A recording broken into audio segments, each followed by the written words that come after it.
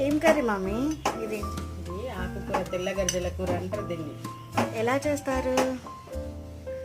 ఎలా అంటే మామూలుగా తోటకూర అవన్నీ వేస్తారు కదా, అలానే ఫస్ట్ ఆయిల్ గిన్నె పెట్టుకొని ఓకే దాంట్లో దీనికి ఆకుకూరలో కొంచెం ఆయిల్ ఎక్కువ ఉంటేనే బాగుంటుంది. ఓకే. ఆయిల్ వేసుకొని వేడెక్కినాక నేనైతే వెల్లుల్లిపాయలే వేస్తాను దీంట్లో. ఆనియన్ వేయరా దీంట్లో? ఆనియన్ కూడా అక్కడి తాలింపుకు వెల్లుల్లిపాయలు వేసి ఆనియన్ పచ్చిమిర్చి మంచిగా వేగిన తర్వాత కట్ చేసుకున్న తెల్ల గజల కూర, పసుపు అవన్నీ వేసి దీంట్లో వేసేసి మంట చిన్నగా పెట్టి మగ్గనివ్వాలి. అయితేనే ఆకుకూర మంచిగా ఉడికిపోతుంది. అచ్చా, అంటే సిమ్లో పెట్టేసి దీన్ని ఉడకనివ్వాలన్నమాట. ఓకే, ఇది ఎన్ని మినిట్స్లో రెడీ అవుతుంది ఈ కర్రీ? సిమ్లో పెడతాం కాబట్టి టైం ఎక్కువనే పడుతుంది, ఒక 15 minutes అట్లా పడుతుంది. ఓ